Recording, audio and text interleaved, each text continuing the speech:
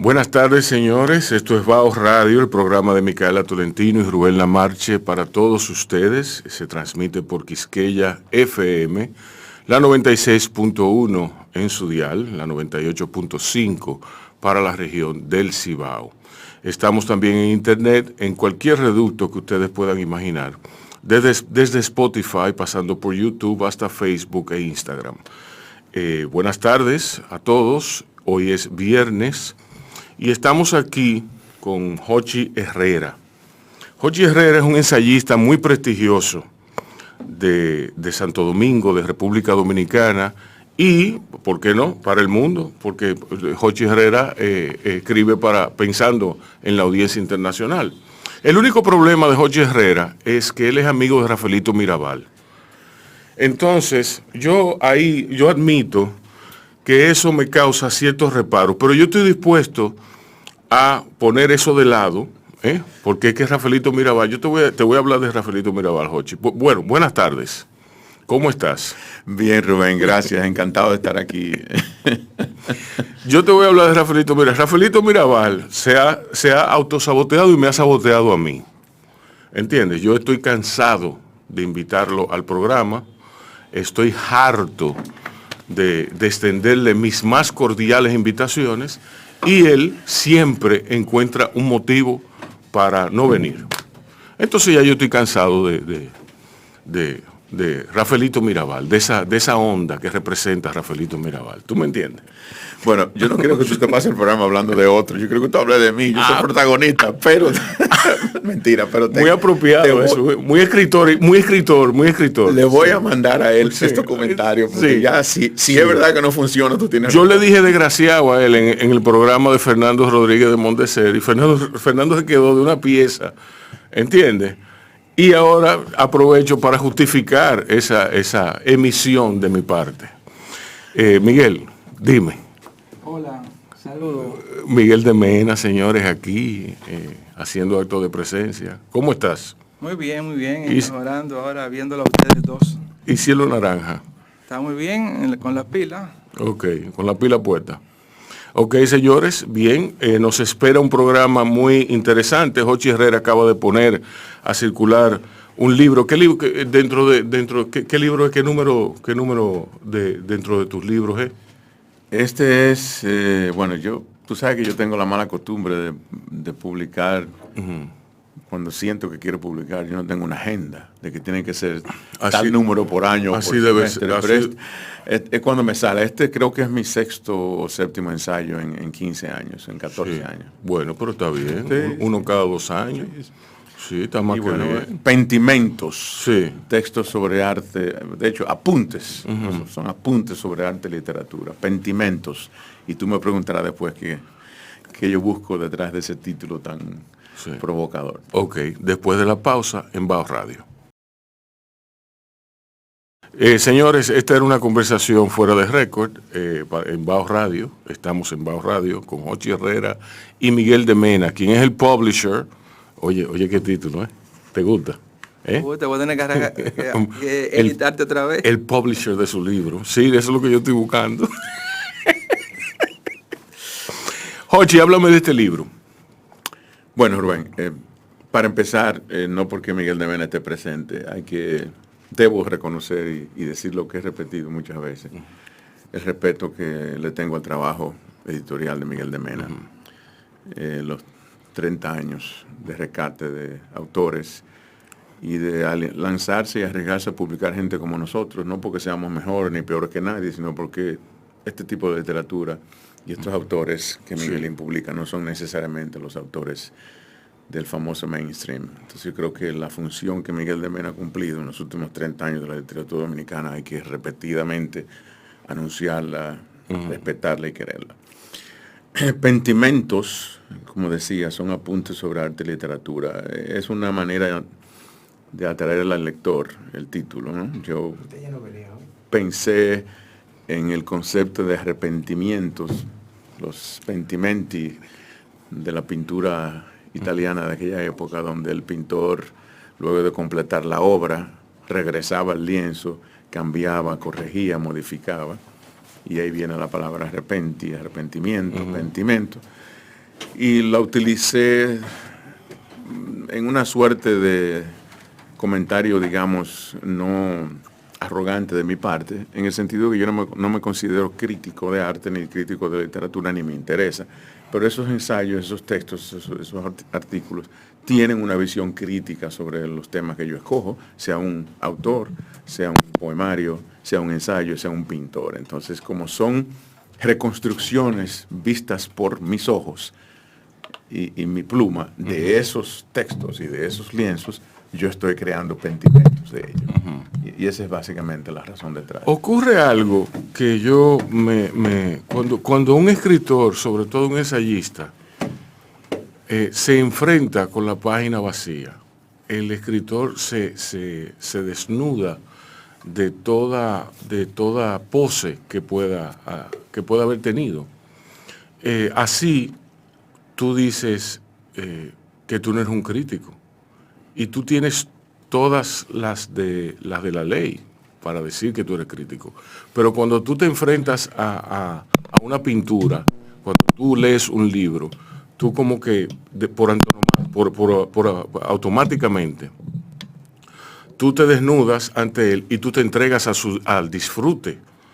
Tú no piensas que tú me tienes que decir en el sentido del goce, el goce como fin último de todo arte. Rubén, tienes toda la razón. Yo me refería a la palabra de no ser crítico, entre comillas, partiendo de esa definición tradicional y ecuménica del crítico. Sí. Pero por supuesto que somos críticos todos. Todos los que pensamos somos críticos. Sí. Yo cuando me enfrento a esa página vacía, pueden pasar dos cosas. En el mejor de los casos, ahí viene todo el desahogo, una luz. Ahí viene la luz, ahí viene la catarsis de la provocación que esa obra o ese poemario ha inducido en mí, sin ninguna regla. Yo te puedo empezar a hablar del grosor de los cúmulos, de las nubes cúmulos en el horizonte, para terminarte en una obra de teatro o en un libro. Exacto. La digresión juega un papel importante. El vagabundeo de Montaigne, ¿no? Es la idea ideal del ensayo literario. También te digo que la página a veces nos intimida, me asusta. A veces encuentro una página en blanco y no me sale lo que quiero decir. Tiro la página y me olvido de eso. Y a los 2 días, a los 3 días, me despierto a las 12 de la noche y voy y escribo. Entonces, eso es un desafío del escritor absoluto. Pero yo creo que lo que en mi caso me ha dado éxito, digamos, es que yo no me impongo nada. Yo empiezo a escribir de las ideas que tenía y voy por mitad del texto y digo, ven acá, pero esto es otra cosa. Bien, sigue para adelante. Sí, exacto. ¿Qué aventura te supuso a ti, Miguel, editar este libro?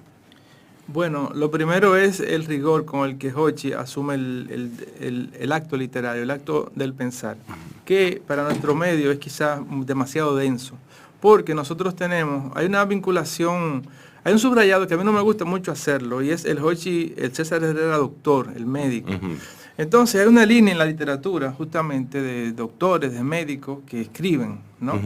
E implican mucho conocimiento de ese espacio, el cuerpo. Por ejemplo, Rabelais, todo el tema que trataba, todo, ¿no? Y hasta el Gregorio Marañón. Entonces tú encuentras una línea. Entonces en Hochi se da una reflexión que para mí es muy exquisita para el medio dominicano, exquisita en el sentido de lo bondadoso, de lo suculento que es, en el sentido de pensar el cuerpo, pensar la corporalidad desde plano de vista muy actuales y también muy clásicos, esa combinación de esas dos líneas, ¿no? Exacto. Y entonces para mí es un gran como brinco en la literatura, porque vamos a llamarle el previo de Hochi fue Antonio Zaglul. Pero Antonio Zaglul no se pudo separar mucho del concepto de estampas, el concepto del costumbrismo. Es decir, el discurso, vamos a llamarle así, médico, crítico, en el caso de Zaglul, él solamente lo llevó hasta un grado folclorista. Uno lee los textos de Zaglul, 1500 Locos, el libro sobre Evangelina Rodríguez, que fue el libro más serio que él escribió, y tú ves ahí como hay un sustento muy, vamos a llamarle popular. Y no hay una intención filosófica, no hay una intención de enfrentarse con el cuerpo, con una unidad. Es que Zaglul estaba involucrado sentimentalmente con sus locos. Claro, Y el título te lo dice. Él logró una sinergia con Eduardo Brito, Sí. pero por ejemplo, Zaglul es muy deudor de González Herrera y él reconoce a medias esa deuda con el libro de González Herrera, Cosa de Locos. Para mí es un gran libro previo a Mis 500 Locos y un tanto trata. Inclusive los mismos personajes de González Herrera salen en Zaglul. Y es una deuda no reconocida abiertamente. Yo no conocí ese libro, ¿no? Es un libro que yo edité, lo que pasa es que como tú no vas a la fiesta del libro, entonces ahí te pierdes de muchas cosas. Óyelo ahí, oye, ya le salió la maldad. Sí. No, es un libro clave para entender para entender el encanto de la locura. Y González Herrera es un autor muy clásico. Mira, Miguelín, tú ya que hiciste ese paralelo con Zaglul, y bueno, me siento honrado porque es una persona de mucho mérito en el campo médico sobre todo. A mí me parece que es una cosa diferente tú utilizar tu profesión médica en este caso como instrumento de tú llegar a todo lo humano, que incluye la salud y el cuerpo y filosofía y poesía y maldad. Eso es una manera. La otra manera es que tú te limites a algo relacionado con tu campo, que por ejemplo tú escribas un libro de mentes y tú empiezas a mezclar los conocimientos científicos con esa experiencia tipo viñeta. Son dos cosas diferentes. Mi planteamiento, y no digo que es mejor ni peor, mi planteamiento es yo aprovecharme, y mi primer ensayo fue precisamente sobre corazón, extrasístoles y otros accidentes. Mi experiencia es aprovecharme de ese privilegio de ser médico sensible o médico que ha experimentado, vivido cosas a través de su ejercicio y de la gente, para entonces explorar al ser humano. Exacto. Partiendo de ahí. Exacto. No es explorar el corazón porque vi un paciente que tenía tal dolor y el dolor era de tal forma y entonces me acordó a mi abuela. No, es utilizar esas armas, que ese privilegio del profesional que está en contacto con el ser humano en sus peores y mejores momentos, para explorar el ser humano más allá. Sí. En toda su dimensión. Bueno, sí, exactamente. El tema con Zaglul es lo siguiente. Zaglul parte de una práctica y asume un discurso un tanto folclorista. Digamos que él hace algo lúdico de lo que es su espacio laboral. Sí, él atiende totalmente. Él atiende a Eduardo Brito durante su juventud y se extrañó. Y él fue asumiendo los discursos lúdicos de sus pacientes. Y él entonces logró un trabajo que es muy loable porque él en cierta medida pone o recupera el concepto de la locura en la literatura, que ya estaba gracias a González Herrera, ¿no? Exacto. En Trementina, Cleren y Bongo, en Cosas de Locos. Entonces, lo más interesante, la gran diferencia entre González Herrera y Zaglul es que González Herrera asume su locura. Él en un momento, eso está en su biografía, él en un momento se emborrachó y comenzó a decir abajo Trujillo en los años 40.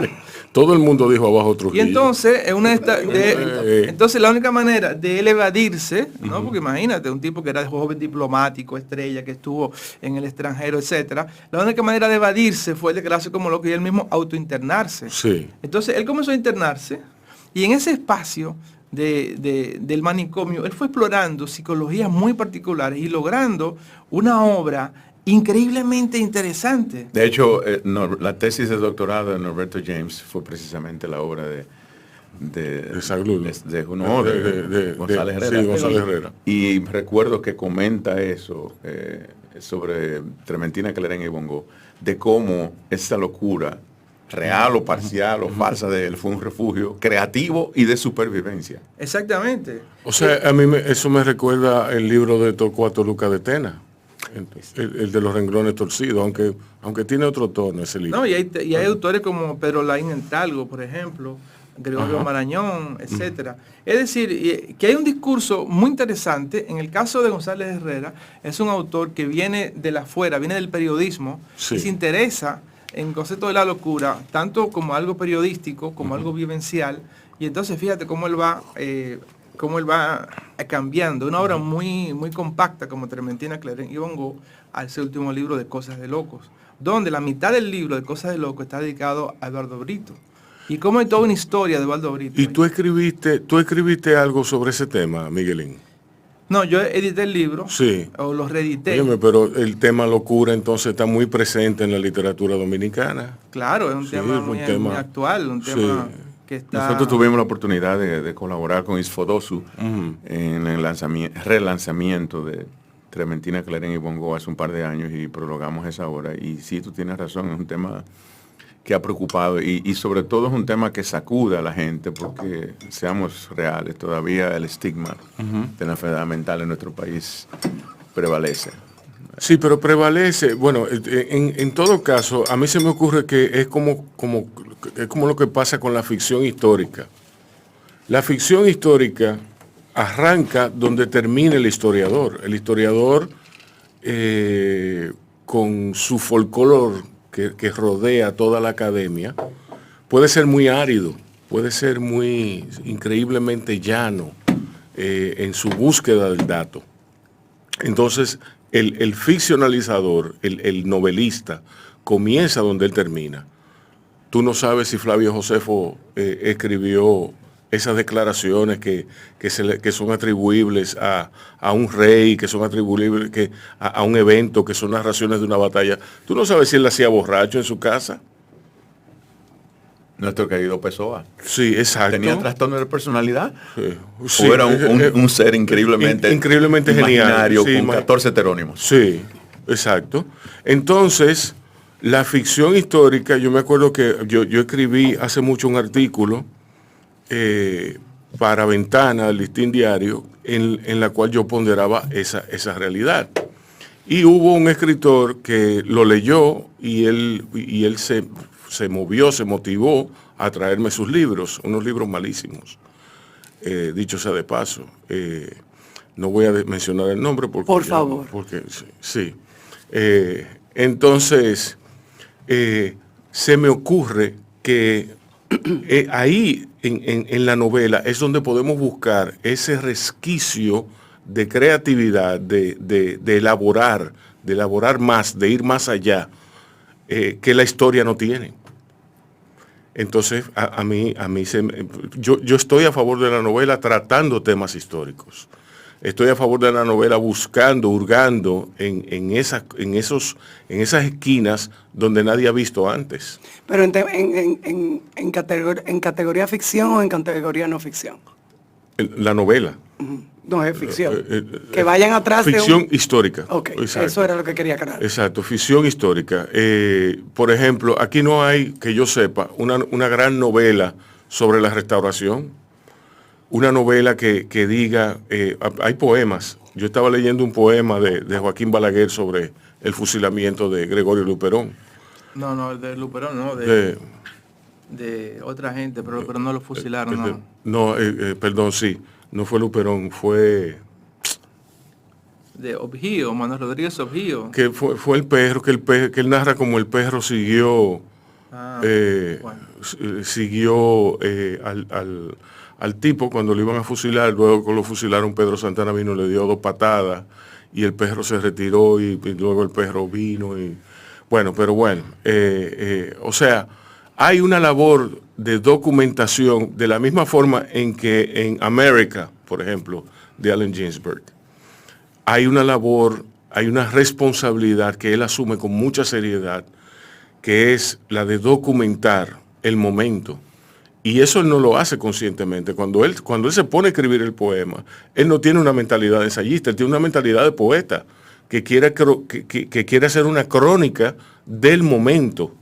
Y le sale increíblemente actual, le sale bestialmente estructurado, y entonces tiene ese valor documental que está ahí. Sí, nos salimos del tema del libro, pero tú tienes razón y yo invitaría a los que les gusta ese tipo de libro o de género, novela, historia novelada o la combinación de eso, que lean los textos de Padura, Leonardo Padura. Sí. Me parece que Padura ha llevado ese tema de la historia en la novela historiada a un nivel diferente. En particular, Herejes, no es la de las más recientes, Herejes en particular, toda esa narración de la influencia judía y la migración judía hacia el Caribe, es un libro genial. Qué bien, eso yo no conocía esa novela. De Padura yo conozco un par de novelas que son bastante buenas. Señores, vamos a hacer una pausita y luego vamos a venir aquí con Jochi Herrera y Miguel de Mena a sumergirnos en este libro, que hay unos textos muy interesantes, sobre todo uno de Iris Pérez Romero, que está ahí descansando, esperando ser leído. Jochi, Háblame de El Ser, Cofre del Alma en la obra de Iris Pérez Romero. Bueno, yo, desconocedor de la gran obra pictórica dominicana contemporánea, en el sentido ya formal y crítico como hablábamos, lo que he identificado son 4, 5, 6 artistas que a mí me fascinan, y uno de ellos es Iris. A Iris la conocí a través de Tonio Caña, un amigo común, un admirador de la obra de Oviedo y de la pintura dominicana en general. Gracias. Y desde el primer momento que yo conocí a Iris Pérez Romero en persona y su obra, fue un lenguaje natural de cómo ella explora ese concepto del ser, el ser con S mayúscula, ¿verdad? El ser como lo que somos nosotros, cómo pensamos, cómo actuamos, lo que nos motiva, lo que está detrás, lo que no conocemos de nosotros. Ese ser conectado a la naturaleza, a nuestro origen, a de dónde venimos. Y no estoy hablando necesariamente de cosas de índole mística ni religiosa. Estoy hablando, ni tampoco filosofía, estoy hablando de la interpretación de nosotros como individuos pensantes y sintientes dentro de un contexto real que es la naturaleza y el entorno. Y la destreza, la libertad, la alegría, la contundencia que tienen los trazos de Iris, a mí me impresionó desde el principio. Y he desarrollado una relación de amistad también. Esto no lo digo por amistad, lo digo porque siento esa obra así. Ella tiene una conexión con la poesía increíble. De hecho, una de sus exposiciones en el Museo de Arte Moderno fue totalmente relacionada al texto poético, donde ella mezclaba textos poéticos de autores nacionales con su interpretación o reinterpretación en el contexto de la obra. O sea que hay mucho de donde sacar. Iris Pérez Romero es sin duda alguna una de las artistas más vigorosas, con más cuerpo.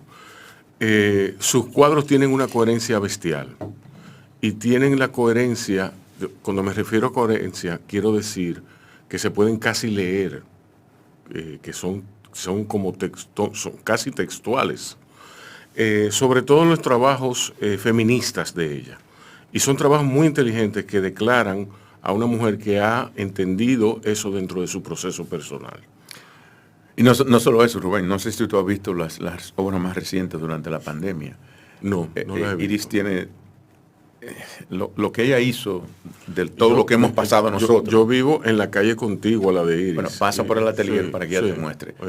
Lo que ella hizo en ese periodo duro de la pandemia, que todos sufrimos interminablemente, tanto espiritualmente como emocionalmente, ella tomó toda la parte trágica, en este caso específicamente la muerte, el pesar, la desolación de la pandemia, y creó unas imágenes, te digo, es realmente impresionante aquello.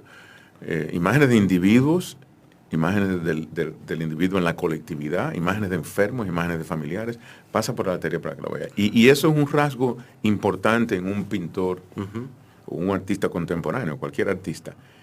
El permanecer contemporáneo y, como decía Miguelín, ser capaz de transformarse, retroalimentarse, actualizarse, contextualizarse, porque tú no te puedes pasar la vida pintando las mismas imágenes que ella la traen.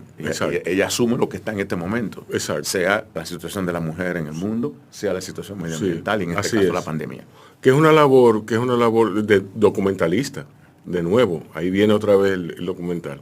Jochi, ¿qué textos de Pentimentos, apuntes sobre arte y literatura, son de la pandemia? Bueno, mira, rápidamente para que el oyente sepa, aquí hay muchos textos ya publicados en República Dominicana y en Estados Unidos, que es donde publico, y hay otros que estaban inéditos. Yo no los coloqué en ningún orden particular, y dividí el libro en dos grandes fajos. El primer fajo es el lienzo, que es la mirada hacia la pintura o un pintor, y el segundo es la página, que es sobre los escritores y los textos. Específicamente relacionados a la pandemia, no hay mucho, pero muchos de ellos sí retornan y regresan y abundan sobre el tema de la sacudida emocional y espiritual que todos hemos vivido en estos años. Por ejemplo, aquí hay uno que es el que termina. Perecer en el amor es un poemario que acaba de publicar hace unos meses Eduardo Moga, poeta catalán espectacular. premiado. Y esa obra habla del amor sentimental, ¿no? El amor romántico, pero lo hace desde un ángulo mucho más general y filosófico, que no es solamente el amor de la pareja, sino el amor en sentido general. Y yo utilizo todo eso y esas metáforas para hablar de cómo el amor y el abrazo en particular, o las expresiones físicas, están siendo amenazadas con la pandemia. Sí. Hay un texto también que se llama, es una pregunta, ¿agoniza el abrazo? Sí. Donde yo pregunto, con este asunto de tener que saludarnos de lejos y con el puño, no tocarnos, Eso es fatal. ¿qué va a pasar con nosotros? Eso y fue nuestras fatal expresiones? para la cultura dominicana. El dejar de abrazar. Sí, pero ya eso se venía estilando. Ajá. Sí. Sí. Por ¿Tú crees? ejemplo, No, yo no creo, porque en los Mira. 6 años que tengo en el país no hay sitio donde yo vaya que me abracen por lo menos 2 veces, al Mira. entrar y al salir. Sí. No, pero según, por ejemplo, según los antropólogos, en el año 2000, entre 2000 y 2001, desapareció en la República Dominicana el queme.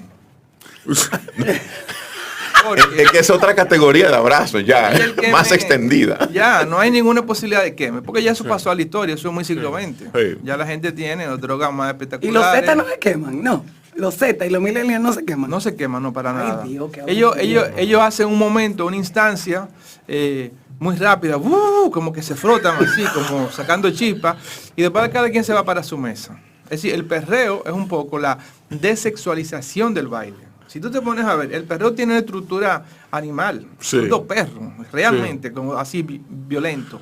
Sí. Si fuera el moneo, Sí. si fuera el moneo sería Sí. otra cuestión, porque Sí. los monos tienen otro nivel más romántico, Más sofisticado, como que se pelean, exacto, como sí. que hay una especie Ajá. de conquista. Sí. Los perros no, los perros primeramente comienzan a matarse y después tú lo ves pegado a los pobres. Y después- Miguelín, no te olvides que detrás de todo gran hombre es un pequeño perro.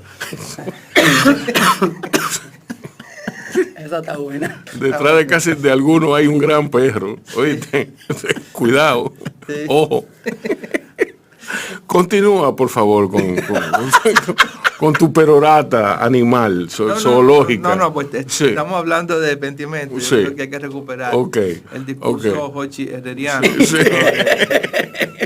sobre- Yo quería que tú me vas a preguntar que cuál es el texto que más me gusta. ¿Cuál es el texto que más te gusta? Porque esa pregunta cliché a veces como que uno no quisiera que se la hicieran. No, pero claro. como yo lo Pero que... evidentemente- Por ejemplo, ¿dónde tú Evidentemente- escribes? Por ejemplo, esa pregunta así estúpida. ¿Cuál que- fue el libro que más te gustó? El libro que más te gustó, qué sé yo. De verdad.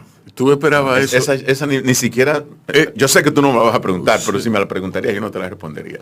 Ok. No, regreso al punto de que cuál es que más te gustó, porque para decirte algo, y es que para mí este es un disfrute. Yo sé que los escritores dicen muchas cosas. Sí. Sí, que yo vivo a través de la literatura, no sé qué. Sí. A mí no me importa lo que diga alguien. Yo Sí. disfruto. Exacto. Yo, el individuo egoísta, Sí. escritor, yo disfruto sentarme a escribir Sí. bobadas, ideas y tirarlas aquí.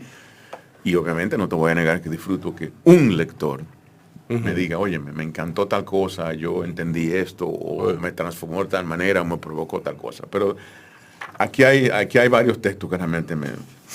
En la pintura y los lienzos, Miguelín le gusta mucho el Bosco. El triunfo de la muerte. Este es un texto muy, digamos, contemporáneo, en el sentido de que la muerte sigue esparcida por doquier, citando aquella frase de Silvio Rodríguez. Sí. Y el triunfo de la muerte tiene que ver con la muerte de Lampedusa, la muerte de los daños colaterales de Alepo, la muerte de los dominicanos que cruzan a Puerto Rico, la muerte con la pandemia. Y es, no te voy a decir que es inspirado pero me provocó ese lienzo, ese óleo famoso que está en el Prado de nuestro amigo Bruegel, El triunfo de la muerte. Y lo que hago en ese texto es realmente no es lamentar, es sacudirme ante esas imágenes de la muerte triunfando en la peste del siglo XVI, XV, XVI, y la contemporaneidad de la muerte, que está al doble lado de la esquina. Dentro de esas versiones que te dije, son 3 o 4, pero hay muchas más. Es un texto que a mí me llegó muy dentro, nada médico, ¿no? Yo lo quiero leer porque ahora que lo mencionas, yo creo que hay una sociología de la muerte muy particular aquí en República Dominicana. Hay un ritual, hay una ritualidad asociada a la muerte. y hay sobre todo, que es muy diferente a la ritualidad que existe en los Estados Unidos, por ejemplo. Y me parece que, bueno, que hay cosas, o sea, cuando yo recuerdo un cuento que había una señora por mi casa muriéndose. Y Yuya, que así se llamaba, estaba agonizando en su cama, tenía 2 días agonizando, y vino una nieta de ella y le dijo, mamá, no te mueras, qué sé yo qué. ¿Tú me entiendes? Entonces Yuya despertó, abrió los ojos y le dijo, pero déjame morirme. Claro. ¿Tú no ves que en qué yo estoy? Ya al final.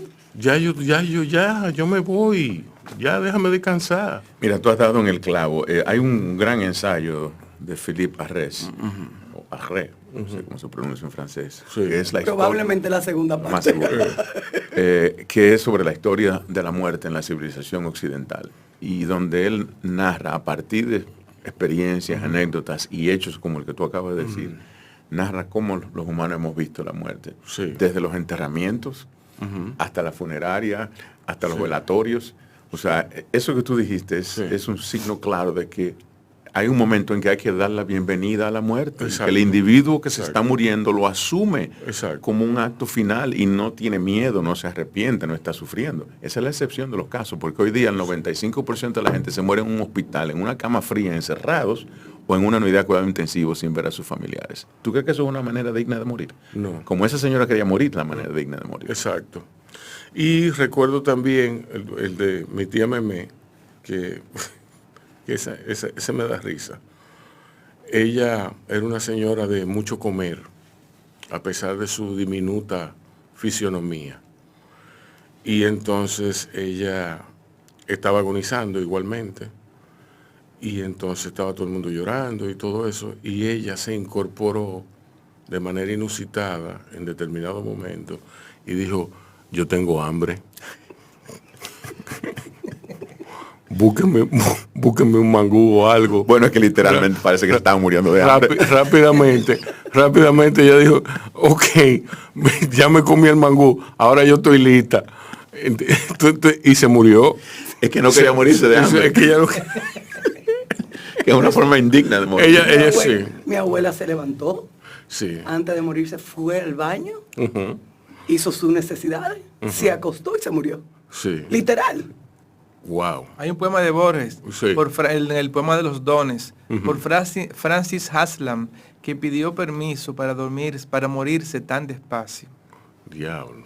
Mira, hemos tocado un tema filosófico importante, que es el tema de cómo el humano cómo abordamos la muerte.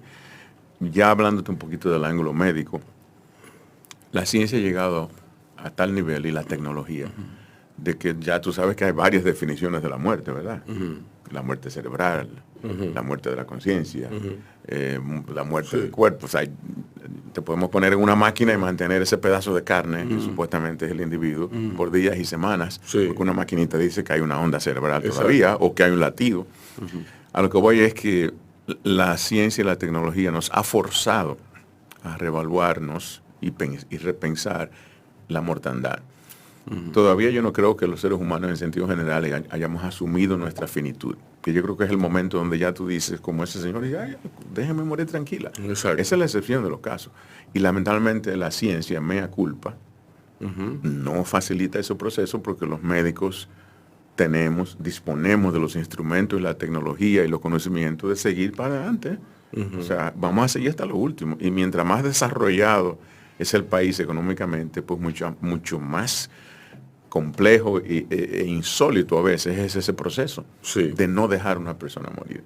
Yo también he tenido experiencias familiares en que intervine como médico y como sobrino. Mi tía Sí. querida del alma, Yolanda, que hace unos meses vivía en Estados Unidos hace muchos años, tenía una condición que mientras su cerebro estaba perfectamente claro, ella no podía seguir sufriendo físicamente por el trastorno respiratorio y cardíaco Sí. que tenía. Y llegó un momento donde ella dijo, yo no quiero seguir en hospitales. Déjeme morir, yo me quiero morir tranquila en mi casa. Y me rogó a gritos que hablara con sus médicos para que yo fuera su representante en ese proceso y que evitaran hospitalizarla. Lo logramos, porque hay legislación. Sí. Esa señora llegó a su casa feliz, reunió las hijas, las nietas, habló con ellas, comió con ellas 2 o 3 días, pidió la ropa que quería que le enterraran, se acostó a dormir al 4.º día, feliz de la vida, y amaneció muerta. Pero es un tema que tiene que ver con la doble moral de la sociedad dominicana, esa incapacidad para asumir el derecho del sujeto, ¿no? Sí. De tratar cosas elementales. Y eso es parte, lamentablemente, de, vamos a llamarle así, en relación a los otros países, de la involución de las leyes dominicanas, ¿no? Esa imposibilidad de tratar temas tan cruciales, tan vitales como ese tema de la... Con otro tema diferente a la muerte, porque Rubén está lagrimeando. Tú mencionas algo muy importante, que es la involución. Parece que vamos para atrás.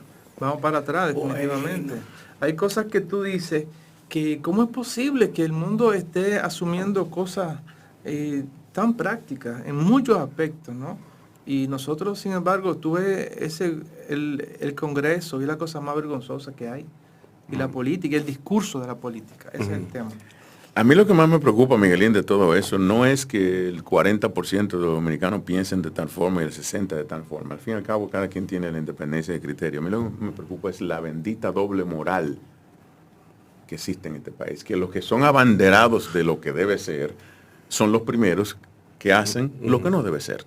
Entonces, ese es el gran peligro, esa prevalencia de la doble moral que hay que sacudirla y quitarla. Yo siempre cuento... Hay que decir coño sin avergonzarse en este país. Sí. Yo siempre cuento... Porque lo decimos en el baño y escondido, ¿verdad? Sí. Yo siempre cuento mi experiencia, yo nunca dejo de contarla, mi experiencia en Berlín, cuando comencé mi estudio de doctorado, que yo comencé a hablar con el profesor, y yo siempre hablaba en nosotros, ¿no?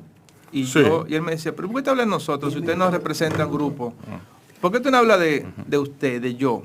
Y yo le dije, oye, pero yo como que nunca había usado el yo, ¿no? Yo pienso, yo creo, porque nosotros tenemos un yo subsumido, nosotros tenemos un dominio casi terrorífico de la tercera persona, porque inclusive hay palabras que a nosotros nos da vergüenza, la palabra intelectual. Yo soy un intelectual y a mí no me da vergüenza decir que soy un intelectual y yo creo que soy un buen intelectual.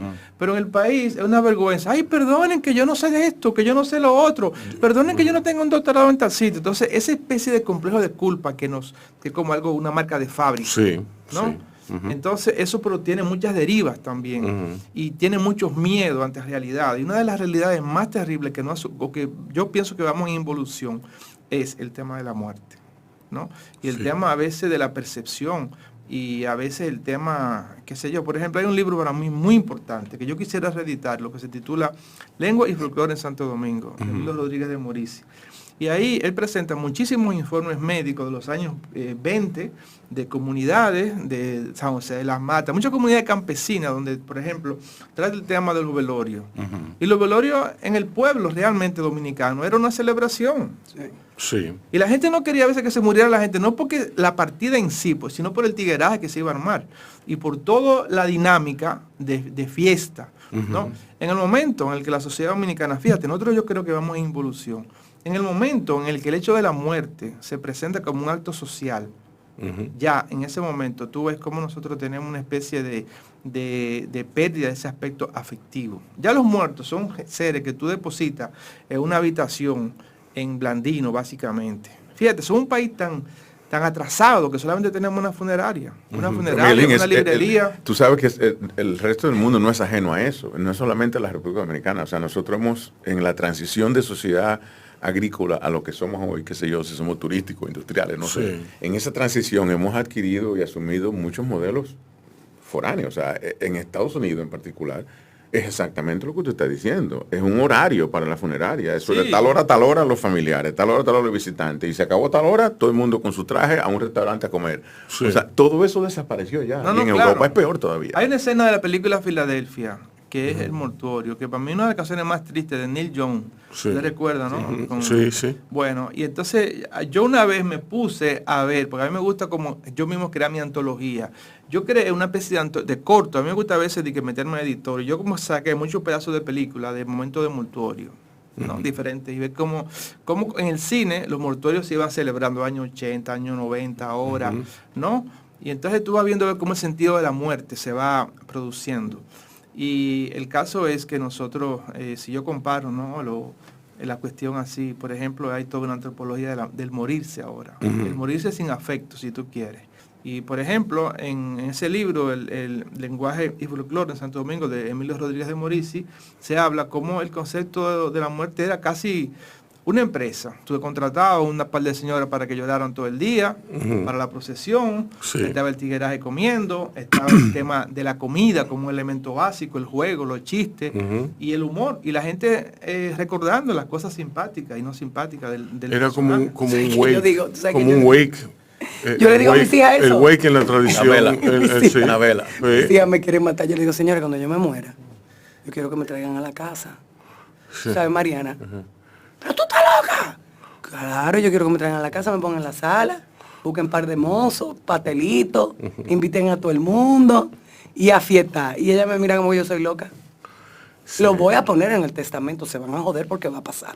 Un paréntesis, ustedes saben que en los años, a final del siglo XX, uno de los lugares básicos era la casa de Gustavo Bri. Sí. Entonces, habían cosas que pasaban en la casa de Gustavito muy simpáticas. Voy a contar dos. Sí. Al lado estaba Vida Silvestre. Sí. Entonces, de un momento a otro, Crisori Silvestre tuvo que irse a administrar el negocio del papá, Sí. que fue funeraria en la Altagracia. Sí. Entonces, de repente se dijo, Crisori pasó de comida vegetariana a bregar con la funeraria, digamos, un transfer muy grande. Pero en la funeraria Altagracia toda la vida estaban las letras de funeraria Altagracia con unos huesos. Y Gustavo hizo un chiste con el tema, inmediatamente lo borró, y ahí se perdió un ícono de la ciudad, que era algo muy así como contrastante, ¿no? Yo no sabía eso. Sí, funeraria Altagracia, las letras que estaban en la Era un avenida. hueso. Entonces, era unos huesos. Y eso, por ejemplo, cuando yo vi que desapareció, y yo me recuerdo los muertos que yo velé en la funeraria de Altagracia. Una ¿no? transición de lo Tú te vegetal a lo quedabas. cárnico. Mira, en la funeraria de Altagracia tú ibas y tú, hasta las 11, tú estabas muy contento y a las 11 ya tú te ibas a la barra Dumbo. Sí. Hacía un kit de unos sándwiches, te lo llevaba para allá. Tú dormías, yo dormía en los bancos, velando un par de gente ahí. Sí.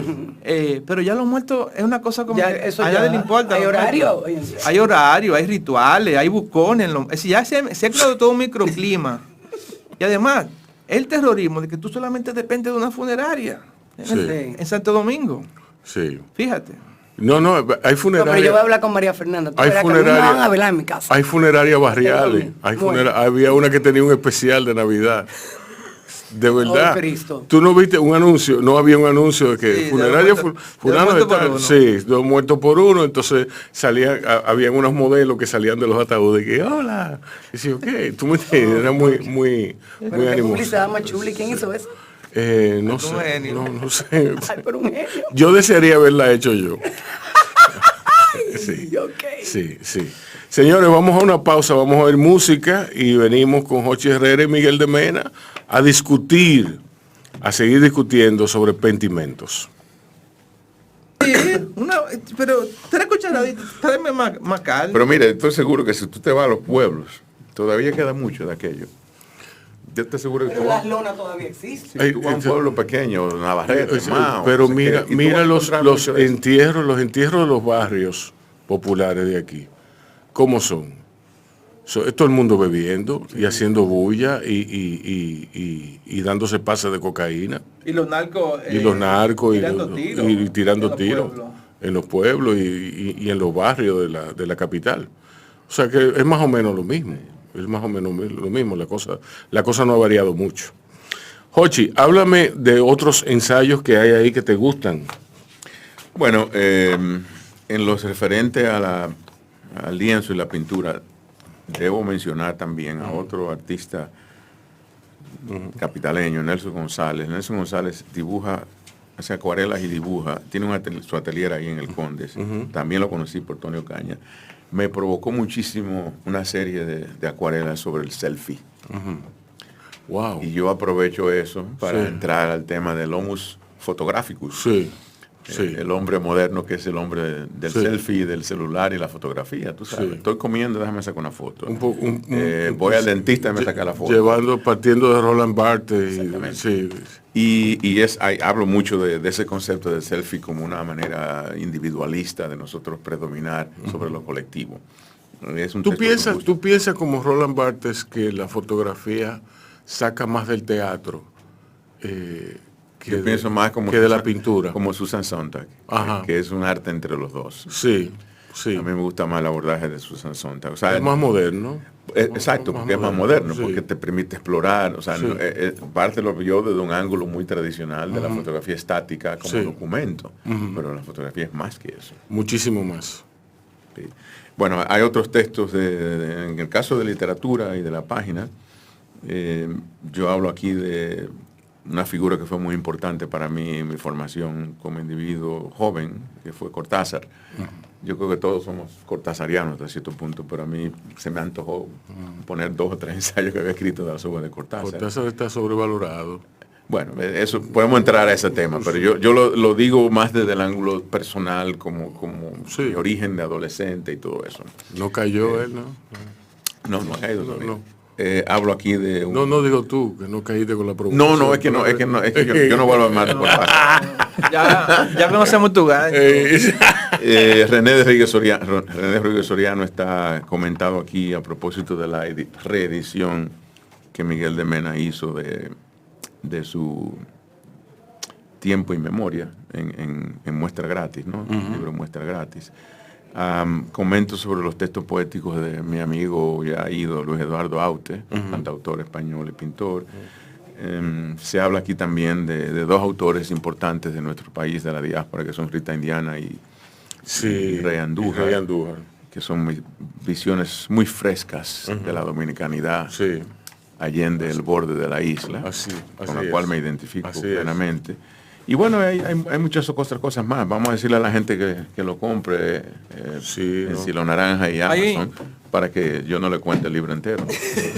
Hay una foto que a mí me encanta de Hochi, creo que una de las fotos más bonitas, aparte de una foto en la que tú y yo estamos juntos, es una foto tuya de Aute y con Antonio Caña en algún bar cerca del Museo de Ramón, creo, en Madrid, ¿no? Y a mí me gustó mucho esa foto, primeramente porque para mí ha sido muy importante. Hay autores que son como, que tienen un principio arqueológico, tú tienes que ir decantando sus capas, ¿no? Sus capas, entonces tú ves como que ese autor, sin tú darte cuenta, te ha acompañado desde tu infancia. Porque de Aleluya, ¿no? Con Maciel, es decir, de los años 70, a usted está acompañando a uno en muchísimos planos, ¿no?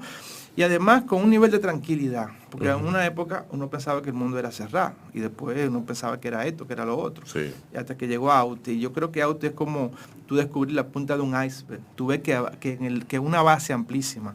Sí. Entonces, en cierta medida, eso me ha pasado a mí con la obra de Hochi, porque yo creo que Hochi es de los autores que comenzó de una manera muy orgánica, muy pensando a largo plazo, en esos estudios de sístole, sístole y diástole, ¿no? Que era un libro para mí como un lujo para este país, porque hasta entonces, en términos de edición, un libro bellísimo, y después el concepto del corazón, ¿no? Y además todas las metáforas alrededor del corazón, etcétera. Y yo creo que cuando yo vi ese libro en ese momento, yo en realidad dije, wow, pero esto es como un asunto casi como un regalo muy grande para el país. Porque nosotros lamentablemente no hemos tenido esa capacidad de desarrollar, el desarrollo. Desarrollo quiere decir, tú tienes un escritor como Zaglul, tú tienes un escritor como González Herrera, hace 50 años, pero después de 50 años hay 2 o 3 médicos que han hecho cosas buenas, como Santiago Castro Ventura, que ha hecho toda una serie de libros muy interesantes sobre temas médicos, etcétera. Pero esa relación entre el cuerpo y la literatura ha caído de muchísimo, ¿no? Porque en cierta medida en un momento se caricaturizó la figura de Zaglul. Los post-Zaglules han sido demasiado patéticos, ya conocemos el caso del último Zaglul ridículo que tenemos, no lo voy a mencionar el nombre, que todos ustedes lo conocen. Pero el tema es que en cierta medida la medicina como discurso se vive con un punto de vista del escándalo. El SIDA primero, ahora el coronavirus. Entonces el cuerpo es como lo opuesto, ¿no? Nuestra unidad básica. Y yo creo que Hochi es muy importante en el sentido, situar el cuerpo de un punto de vista, primeramente más científico, el punto de vista de su ordenamiento. Segundo, dentro de la historia de la cultura, que nosotros no tenemos eso. Y desde ese punto de vista me da la sensación de cuando yo leo los libros de Hochi, yo estoy frente a una obra muy, es decir, que es comparada para mí con la Escuela de los Anales en Francia, que se preocupó justamente, Philippe Arié y ese grupo, de situar justamente el cuerpo desde la Edad Media hasta ahora, ¿no? Sí. Y los diferentes discursos, inclusive ese discurso de Susan Sontag sobre el dolor, que para mí es un texto muy importante. Sí. La enfermedad como metáfora. La enfermedad todo. como metáfora, Sí. y entonces... Ella aborda el cáncer y el SIDA como... Exactamente. Como manchas en la visión contemporánea del cuerpo y la enfermedad, y ella lo transforma, eso, Sí, ¿no? le da el significado y el contexto sociológico apropiado. Entonces Hochi para mí tiene un discurso, para mí el discurso más interesante y más orgánico sobre una zona del pensamiento contemporáneo que nosotros no asumimos, y el concepto del cuerpo. Porque lamentablemente nuestro ensayista tiene una formación muy periodística, ¿no? Tú coges una investigación en internet, unos papers, y ya tú haces un libro de eso. Pero Hochi me parece que en términos de ensayística, en términos estilísticos, en términos conceptual, ha ido como creando unos bloques que fueron los primeros libros, Sístole, etcétera, y se ha ido decantando por algo mucho más cotidiano. Y este libro me parece que es como un libro más fluido, desde ese punto de vista, el encuentro con la literatura, trata temas locales, trata a José Mármol, trata a Iris, trata a otros autores, trata también la pintura, trata muchos planos donde al final estamos nosotros porque nuestro cuerpo existe, ¿no? Y yo creo que es el encanto de este libro, que trata de una manera muy suave, muy pausada. La prosa de Hochi a mí me encanta porque es como andar con él así, entre el Bonao y Santo Domingo. Entre Santiago y Bonao ya es más complicado porque Hochi está muy pendiente de muchas cosas que están pasando con los pacientes. Y tú sabes que si tú llegas a Bonao no es lo mismo que si llegas a Puerto Plata. Exactamente. Entonces ya hay un principio más de tranquilidad, estoy llegando, falta media hora. Sí. Entonces ese momento me parece, y Hochi tiene una virtud para mí, es que sabe expresar ideas de una manera muy simple y muy sintética. Y yo creo que estamos ante un gran prosista, pero también ante un autor que logra concentrarse y decirnos cosas esenciales. A veces hay personas que tú desechas los primeros 5 minutos de conversación porque te vienen con lugares genéricos.